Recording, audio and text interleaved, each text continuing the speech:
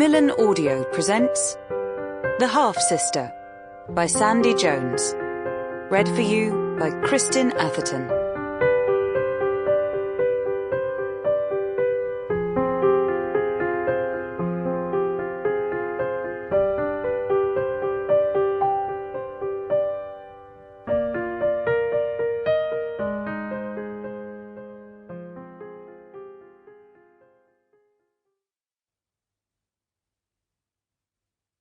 Chapter 1. Kate. Kate sees the familiar nameplate on Dr. Williams' office door and feels a knot in her stomach. She doesn't know why, after all this time, it still affects her like this.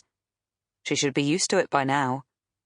But every time she walks through his door, she's filled with hope, and every time she walks back out, she feels utter despair and sadness, unable to believe that fate could be so cruel.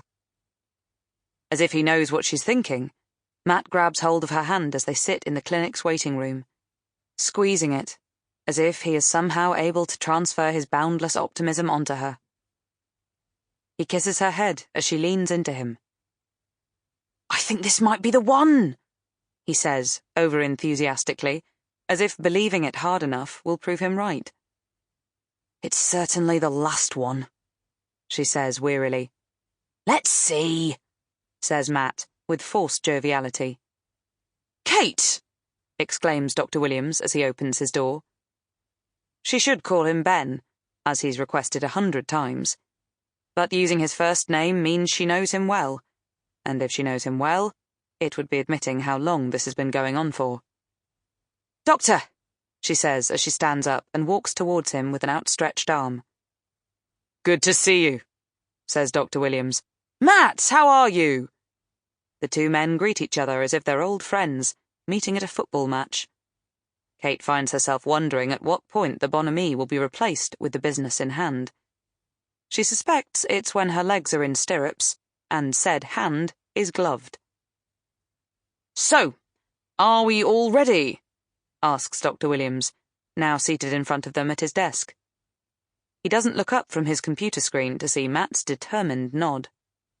"Okay, so all your numbers are looking good," he says, almost to himself. "We've identified the strongest embryo, which, I'm pleased to say, is of the highest grade." Kate feels Matt looking at her, knowing that he'll be beaming from ear to ear, but she doesn't have the energy to return his eagerness, because she's heard it all before. Highest grade, 4 AAA blastocyst. It doesn't get much better than this. All had been bandied around during their last 3 attempts, but it hadn't made that line go blue on the pregnancy test, had it? Matt's enthusiasm had propped Kate up at first, when test after test proved inconclusive. She'd relied on his positivity to bring her back around the right way, after they were told that the reason they couldn't get pregnant was due to unexplained infertility. "It means there's nothing wrong," he'd said, as he practically skipped out of Dr. Williams' office 3 years ago.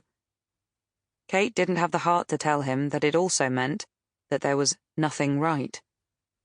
Instead, she'd adapted her diet, stopped drinking, and stood on her head after sex. But nothing had resulted in them being able to conceive. Hence, they now find themselves in the clinic. Again. Once Kate's lying on her back with her legs in the air, she sings Queen's Bohemian Rhapsody in her head, to distract herself from the fact that there is a doctor, an embryologist, a nurse, and a medical student, all staring intently at her lady parts. "Galileo, Galileo," she hums in an attempt to take herself to another place. "Once you've had a baby, a smear test will be like just going to the hairdresser's," her sister Lauren had offered when they'd inadvertently run into each other at the doctor's. Kate hadn't wanted to share her infertility struggles, so had been caught on the hop.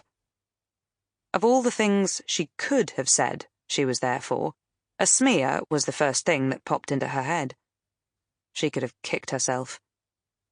You would have thought that an older sister with 3 children would... Sample complete. Ready to continue?